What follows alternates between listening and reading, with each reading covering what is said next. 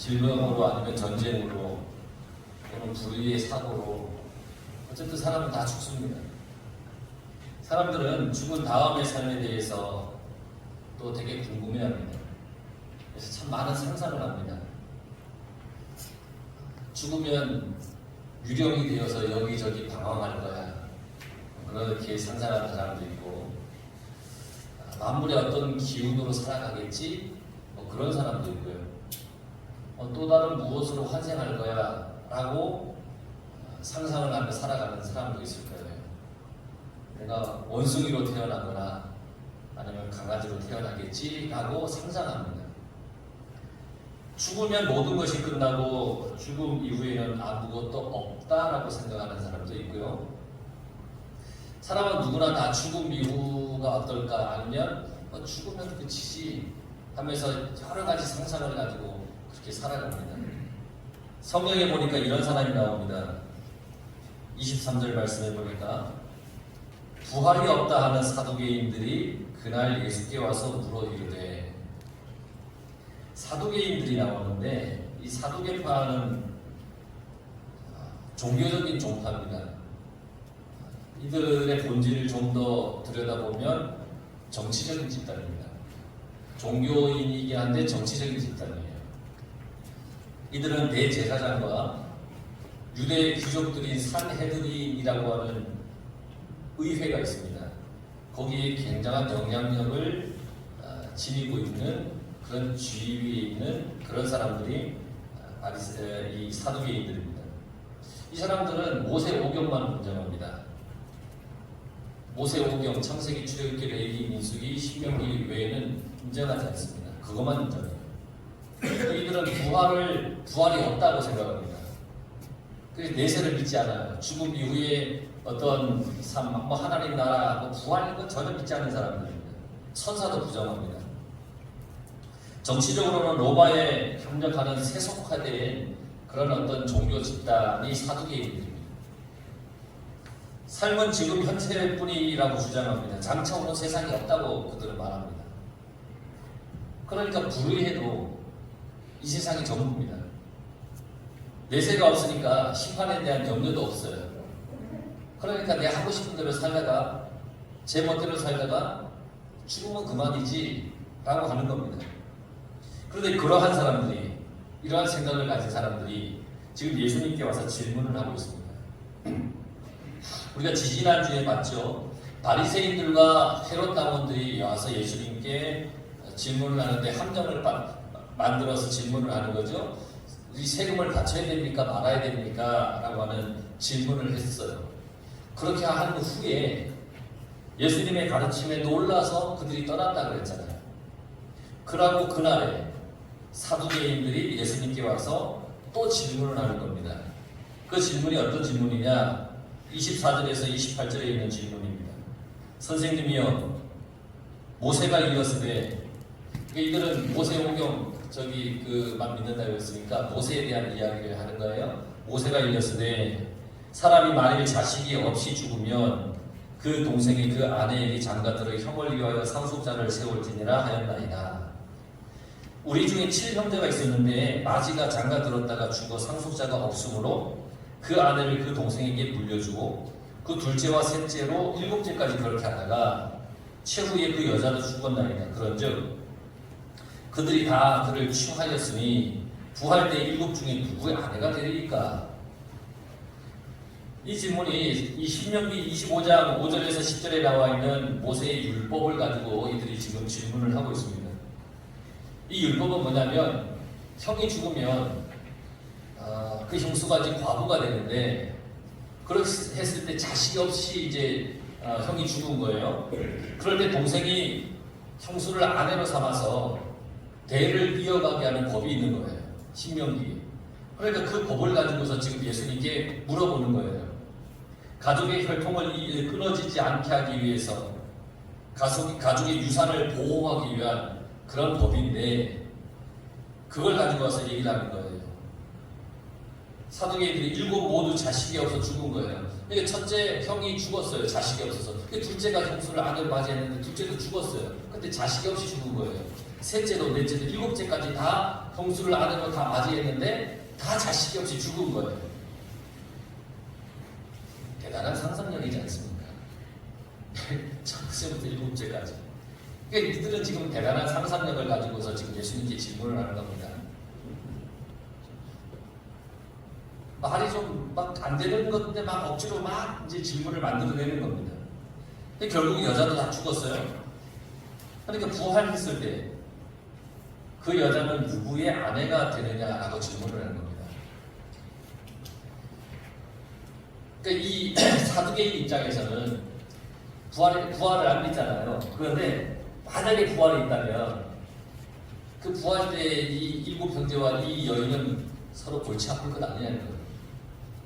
부활한 다음에 누구의 아내가 되겠냐, 7형제가 하나의 여자를 두고 싸우지 않겠느냐, 뭐 이런 어떤 상상력을 가지고서 질문을 하는데, 이 질문의 의도는 뭐냐면 부활 신앙을 비꼬는 겁니다. 그렇게 질문을 하고 있는 겁니다. 우리 교인들도 마찬가지일 거라고 생각합니다. 뭐냐면 부활에 대해서 분명하게 알지 못하면 아마 같은 생각을 하고 있을 수도 있습니다.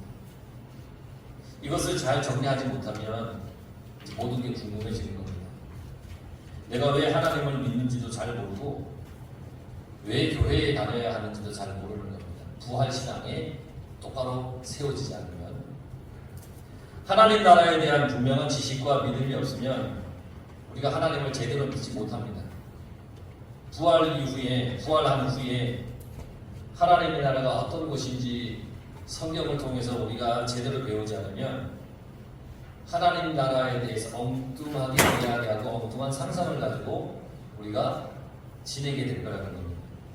가령 하나님 나라에 나중에 가면 거기에 내 아파트가 몇 평짜리가 있느냐는 둥, 내 땅이 몇 평이 있는다는 둥, 무슨 차를 타고 다니느냐는 둥, 이런 얘기를 한다는 겁니다. 왜 그러느냐? 이 세상에서 보고 느끼는 것이 하나님 나라에도 그대로일 거라고 생각하게 되는 그 잘못된 이해 때문이라는 겁니다. 그러다 보면 신앙생활 하다가 시험이 오면, 또 사람에게 실망하면 쉽게 교회를 따라가 믿음을 포기하는 경우가 생긴다는 겁니다.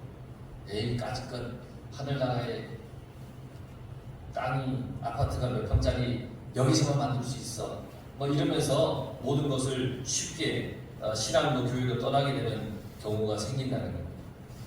제자들도 그랬습니다. 부활신앙이 없을 때는 예수님을 부인했습니다.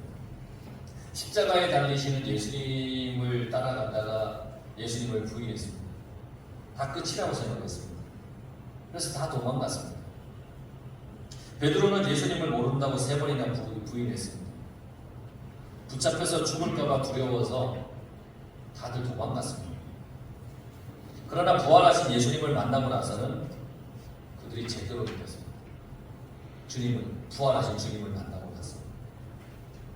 그랬더니 순교하면서까지 복음을 전했습니다. 제자들은 자기들도 예수님처럼 부활할 것을 믿었고 영생을 확신한 겁니다. 주님의 말씀이 맞아요. 부활합니다. 이 세상이 끝이 아니다. 하나님 나라가 있다. 이것을 확실히 믿게 되었다. 부활이 있구나. 신령한 몸이 있구나.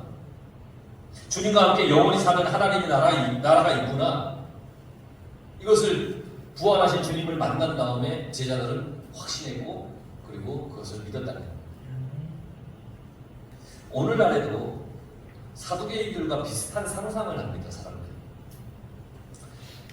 여러분, 그렇지 않습니까? 갓 태어난 아이가 죽으면 부활 때 갓난 아이로 부활할까? 90이 넘어서 죽으면 내가 그냥 노인으로 부활할까? 사고로 죽은 사람은 사고를 당한 그대로 부활하나? 화장한 사람이 어떻게 부활하지? 뭐 이런 상상을 합니다.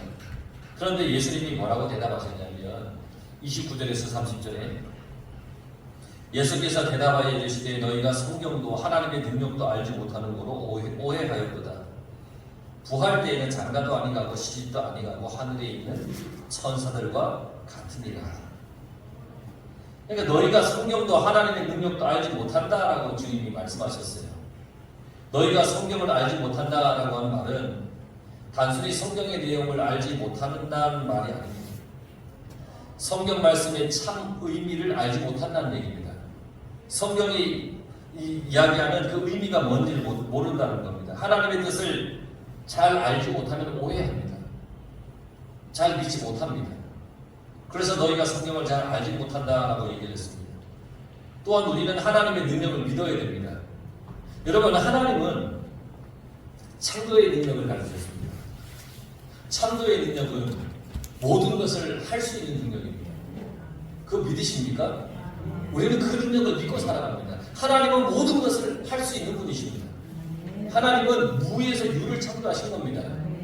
천지를 만드신 하나님, 홍수로 세상을 심판하신 하나님, 홍해 바람을 가르신 하나님, 해와 달의 운행을 멈추게 하신 그 하나님, 흙으로 사람을 만드시고 그 코에 생기를 불어넣어 생명이 되게 하신 그 하나님, 그 하나님을 우리는 분명히 믿습니다. 그러니까 하나님은 죽은 자도 살리셨습니다. 하나님은 바람도 파도도 잔잔하게 하셨습니다. 하나님은 얼마든지 우리를 신령한 몸으로 다시 창조할 수 있으십니다. 사두개인들은 그 성령을 믿지도 하나님의 능력을 믿지도 않았다는 겁니다. 사두개인들은 나면서부터 성경을 들었습니다. 그들도 종교인입니다. 성경을 잘 압니다. 그런데 예수님이 그들에게 뭐라고 말했냐면 너희는 성경을 모르는구나 라고 말씀하셨습니다. 그들은 어렸을 때부터 모세오경을 귀에 딱지가 앉을 것처럼 그들은 그 모세오경을 들었습니다. 매일매일 들었습니다. 그런데 예수님은 너희는 성경을 모른다고 얘기했습니다. 여러분, 설교를 많이 들었고 성경도 많이 읽었고 교육도 많이 다녔지만 성경의 참된 의미를 모른다 라고 하시는 주님의 말씀인 겁니다. 너희가 오해하였도다 라고 말씀하셨습니다. 너희 자신을 속이고 있다는 얘기입니다. 너희가 성경을 깊게 읽었는데 오해하고 있다는 겁니다.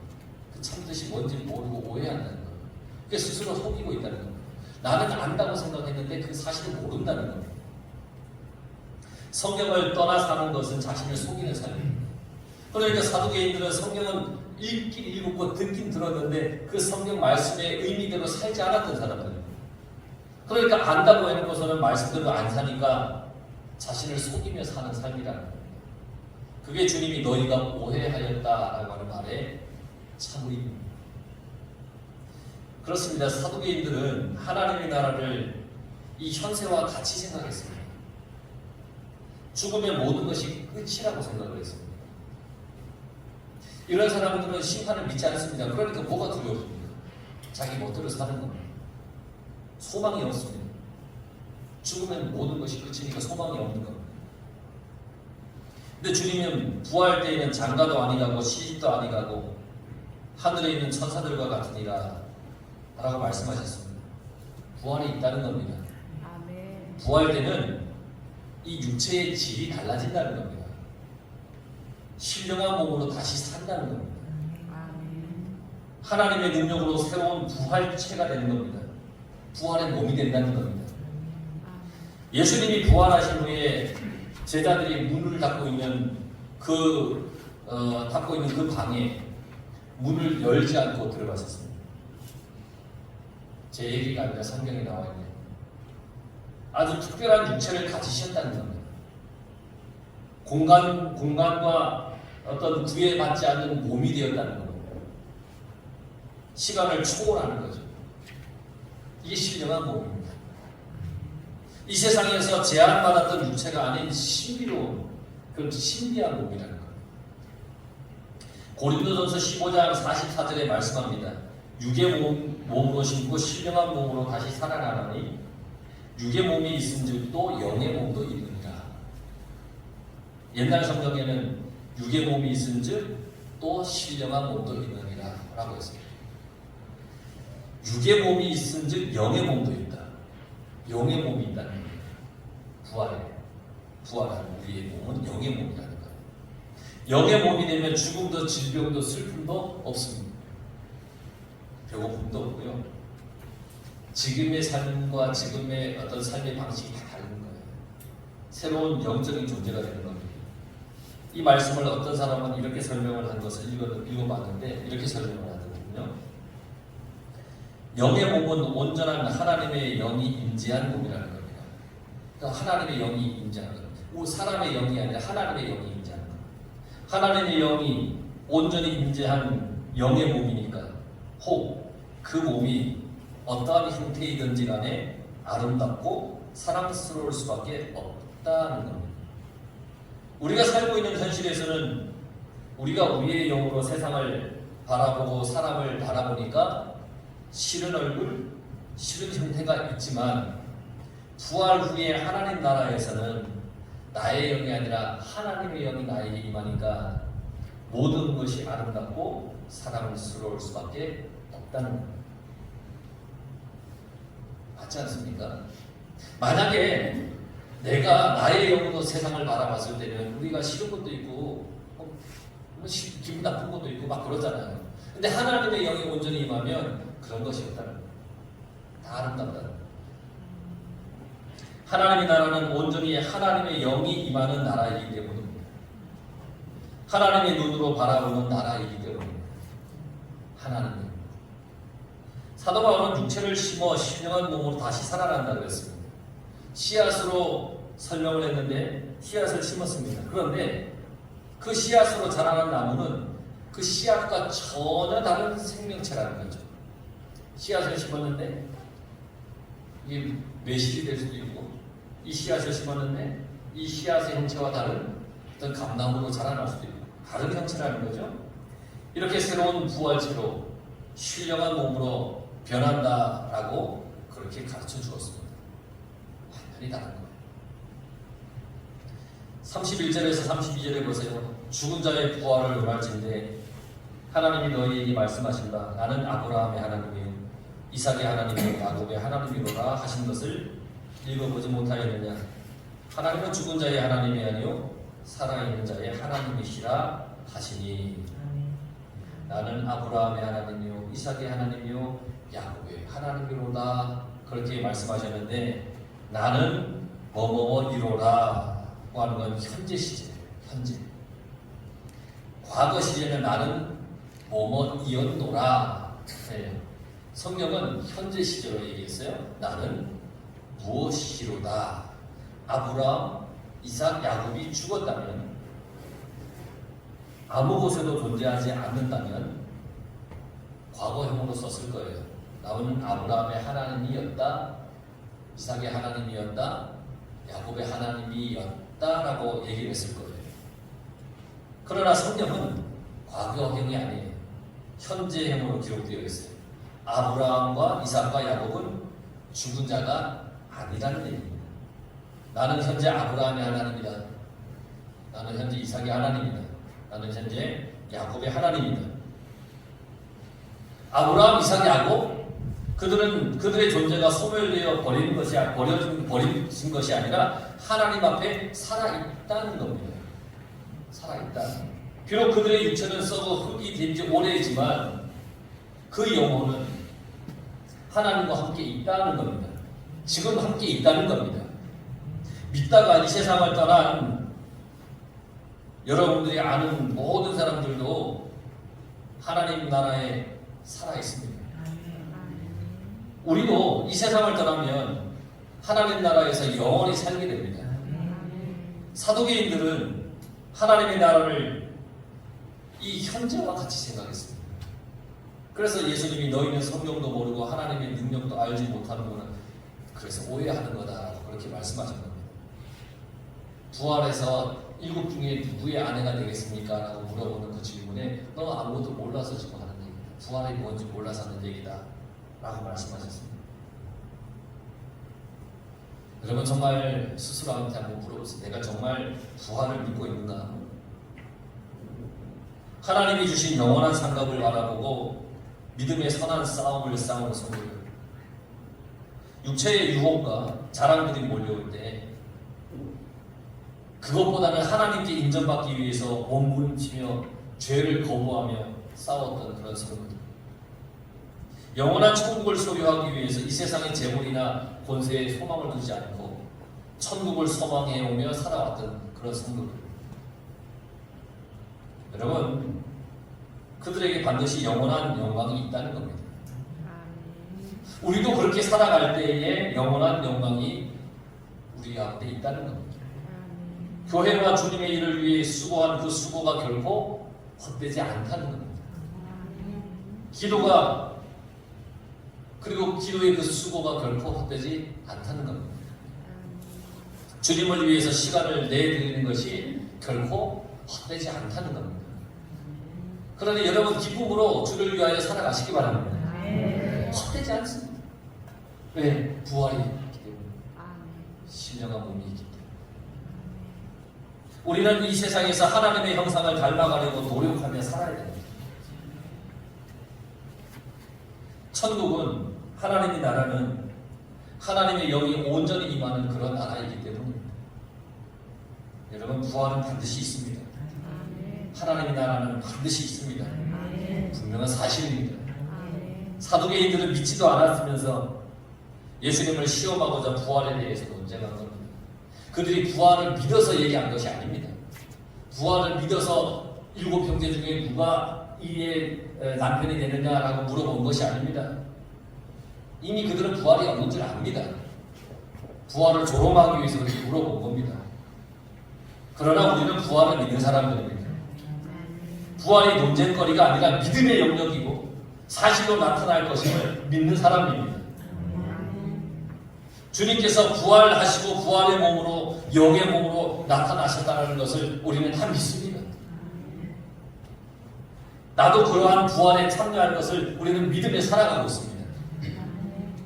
신나지 않습니까? 저는 이걸 생각할 때마다 얼마나 신나는지 모릅니다.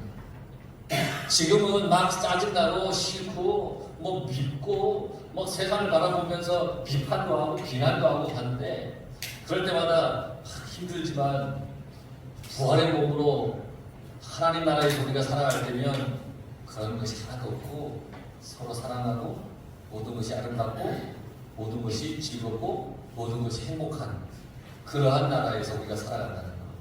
그런 몸을 내가 더 입는다고 하는 것. 얼마나 좋은 기분. 우리 모두 부활의 영광이 이르도록 믿음을 잘 지키며 살아갔으면 좋겠습니다. 때로는 이 부활의 믿음이 흔들릴 수도 있지만 왜냐하면 우리가 세상에서 살아가다 보니까 세상을 바라보며 살아가다 보니까 흔들릴 수도 있겠지만 그럴 때마다 다시금 주님의 말씀을 기억하고 맞아 이 육의 몸이 있는데 나중에 영의 몸도 있지 나는 그 영의 몸을 덧입기 위해서 지금 살아가는 그런 인생이지 라고 하면서 여러분 부활의 신앙이 여러분들에게 식어지거나 사라지지 않고 그 부활의 믿음을 바라보면서 늘 승리하며 살아가는 그런 믿음의 인생이 되기를 간절히 축원합니다. 기도하겠습니다.